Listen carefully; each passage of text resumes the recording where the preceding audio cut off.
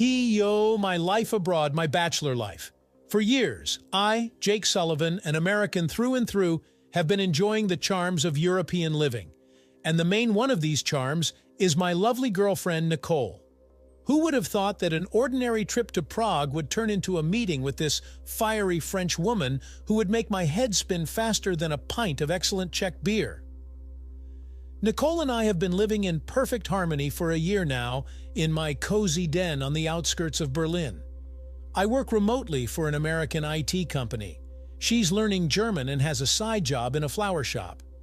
In the evenings, we explore the mysterious German cuisine together and suffer crushing defeats in it. And on weekends, we drive around the picturesque surroundings in my old minivan. Life is definitely good. Recently, we decided it was about time to make our relationship official. No, not the way you think. Stamps in our passports can wait. But a residence permit for Nicole wouldn't hurt. So that, no migration service can separate two loving hearts. And stable insurance will also come in handy. God protects the careful, and Nicole protects the uninsured twice as much. So for the last couple of weeks, my sweetheart and I have been collecting documents, filling out forms, and breaking our tongues over the quirky German phrases in the official papers. Of course, I mostly provide moral support, while Nicole is the brain of the process. Who would doubt it, with her determination and ability to charm bureaucrats? Soon we'll have the coveted residence permit in our hands, and then watch out, Europe. The American-French landing forces will finally settle on your expanses. The only thing slightly clouding our idyll is Nicole's increasing overtime and her staying out late. Of course, I understand everything: integration, assimilation, professional development, but not to the point where my lasagna, the only dish I manage to master, gets cold time after time. Just kidding, of course. Nicole and I trust each other 100%. After all, without trust, you can't build any joint plans, right? I don't know what came over me that fateful evening. Maybe it was the fatigue after a long workday. Maybe it was the notorious syndrome of looking for trouble. Or maybe I was just curious about who Nicole was, so enthusiastically texting while I was here. Making dinner for her and keeping the apartment tidy. In general, as soon as Nicole went to the bathroom, I, like some schoolboy, grabbed her phone and started exploring her chats. At first, everything was proper and noble. Girlfriends, colleagues, relatives, discussions of outfits, weekend plans, and the latest gossip. Nothing criminal. But then I stumbled upon a conversation with a certain Michael, and here, let me tell you, my eyebrows slowly crept up. Missing your kisses. Can't wait for our next meeting.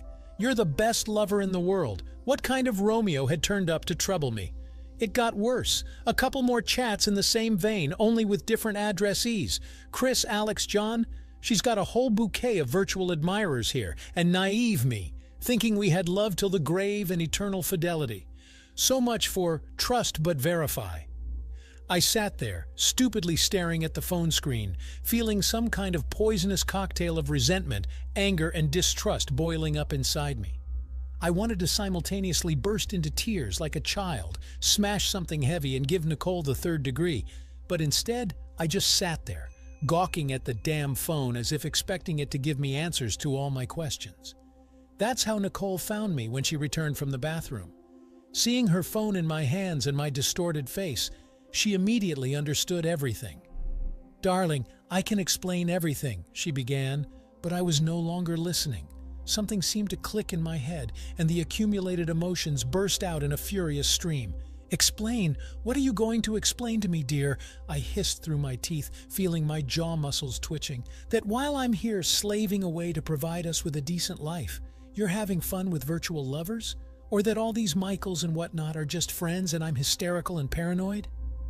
Nicole stared at me with wide-open eyes, in which fear and guilt swirled. She tried to say something, but I didn't let her get a word in. I went off. I really loved you, trusted you, made plans for our future together, and it turns out you've been leading me by the nose all this time? And with whom? With some virtual fops you haven't even seen in person. Or have you? Maybe you're sleeping with them too, while I'm at work earning our bread. I almost shouted the last words. Rage mixed with the pain of betrayal was seething in my chest. How could she do this to me? Why? What did I do to deserve this? "Jake, please, listen to me." Nicole pleaded, and I saw tears in her eyes. It's not what you think. Yes, I text with other men, but it doesn't mean anything. It's just a game, flirting, nothing serious. You're the only one I love. Seriously? Was that supposed to calm me down? Laughing helplessly, I slid down the wall to the floor. My head was spinning from conflicting emotions. I wanted to either get drunk into oblivion or go punch the faces of all those virtual Don Juans. Get out, I said hollowly, not looking at Nicole. Get out before I do something stupid. I need to be alone and think about what to do with our relationship, if there's anything left of it, of course. Nicole sobbed, but obediently got up and left the room. A minute later, the front door slammed, and I was left alone with my pain and doubts. The next few hours blurred into one endless stream of gloomy thoughts. I sat there staring at one spot, turning over options in my head. Forgive and forget? Too easy. And I wouldn't be able to look at her the same way now anyway. Break up the relationship to hell? Tempting, but something inside me resisted it. Maybe I should give her a second chance. Talk frankly, set boundaries, try to understand and accept. But the more I thought about it, the clearer I realized that trust had evaporated. No matter how hard I tried, I wouldn't be able to perceive Nicole as anything other than a liar and a cheater now. And even if she was physically faithful to me, the very fact of such chats already seemed like a betrayal. And then it hit me. What if I taught her a lesson? Showed her what happens when you deceive someone who trusted you? Of course, I wasn't going to stoop to her level and start affairs on the side, but I had something better. Something that would destroy her dreams of a cozy nest in Europe. Oh yes, revenge is a dish best served cold. And I knew a great recipe.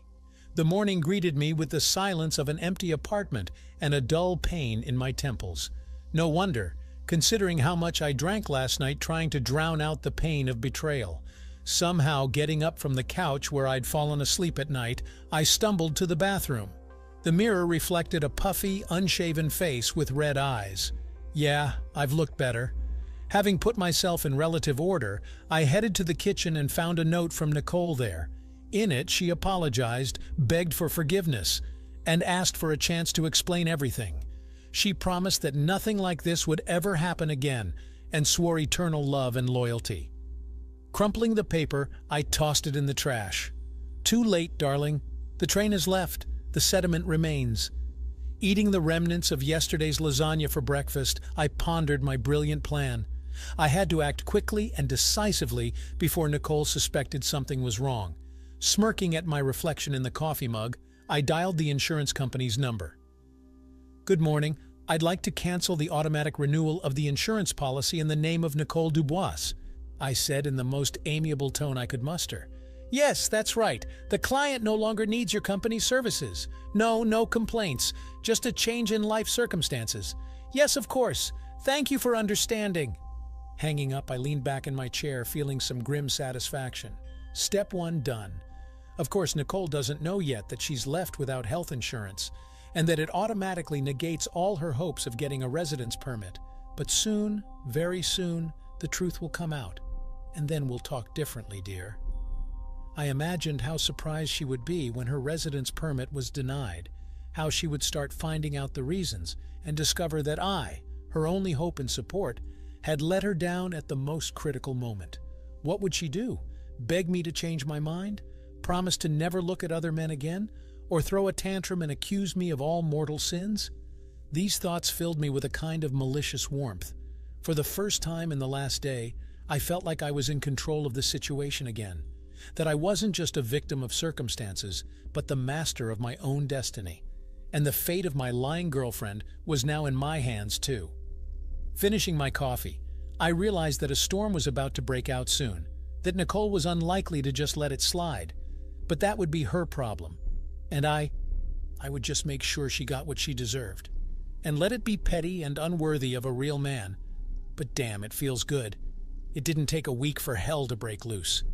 Nicole rushed home all in tears, waving some papers and choking with indignation. It turned out her application for residence permit was rejected due to the lack of health insurance. Who would have thought, right? Jake, you won't believe what happened, she wailed, pacing the living room. They denied my residence permit, said I don't have insurance. Can you imagine? But that can't be. You renewed it yourself a couple of months ago." I sat in the armchair, feigning genuine surprise and sympathy. "That can't be, honey. Surely it's some kind of mistake. You know how these bureaucrats love to complicate everything. Let me call the insurance company myself and sort it out."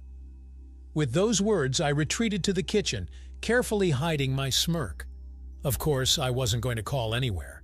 I just needed to give Nicole a chance to stew in her own juice and feel the full horror of the situation. Returning to the living room with the most funereal expression on my face, I heavily sank into the armchair. "You won't believe it, sweetheart. Turns out your insurance was canceled. And you know, at whose request? Mine. Terrible, right? Apparently I messed something up last time when I was renewing the policy. What a bummer." Nicole stared at me, her mouth agape, shock, disbelief, and fear. Yes, definitely fear. Fear of being left with nothing, fear of losing everything she had been striving for. "Jake, but how?" she stammered. "You promised that everything would be fine with the insurance. I was counting on you, on your help. What am I going to do now?" I shrugged, carefully portraying sincere regret. "I don't even know, honey. Looks like you won't be able to get a residence permit now, which means sooner or later you'll have to go back home to France. Unless, of course, you find another way to legalize your stay here." And then Nicole burst. She screamed, cried, begged me to fix everything. Said she couldn't leave, not now when everything was so good between us, that she loved me and wanted to be with me no matter what. But all her words sounded like hypocritical lies to me. Now I saw right through her. She had never truly loved me. I was just a means for her to achieve her goal, to settle in Europe. And all those chats, confessions, vows of eternal love, just a cheap spectacle to keep me on the hook. Watching her sob at my feet, clinging to my knees, I suddenly felt emptiness. No gloating, no pity, nothing. As if all my feelings for her had evaporated, leaving behind only the bitter ashes of disappointment. "I'm sorry, Nicole, but I can't help you," I said dispassionately. "You ruined everything yourself when you decided you could twist me around your little finger, that I would wait for you forever, turning a blind eye to your escapades. Well, you were wrong, very wrong." With those words, I stood up, carefully unhooked her fingers from my pants, and headed for the exit. "You can stay here until you find another place to live, but keep in mind, I won't pay for you anymore, nor will I renew your insurance. So think hard about what's more important to you, illusory romances or real life, and I have to go. Good luck, Nicole. You're going to need it." The last thing I saw before closing the door behind me was her tear-swollen face and eyes full of despair. For a second, I almost felt sorry for her, but then I remembered everything she had put me through, and the pity vanished without a trace. Stepping out into the street, I took a deep breath of the cool evening air. For the first time in a long while, I felt free. Free from lies, from doubts, from meaningless hopes. Yes, I was hurt. Yes, I was betrayed and deceived. But I'll manage. After all, I'm the damn Jake Sullivan. I'll survive this and more. As for Nicole, well, she got what she deserved. Maybe it will teach her that you can't play with other people's feelings, and that everything in this life has to be paid for. Smirking at my thoughts, I headed down the street towards a new life. A life where there would be no place for lies and betrayal. At least I very much hope so. Did you like this story? Let us know in the comments what you liked. Subscribe to our storytelling podcast. Also, don't forget to like and ring the bell so you don't miss more interesting stories. See you soon.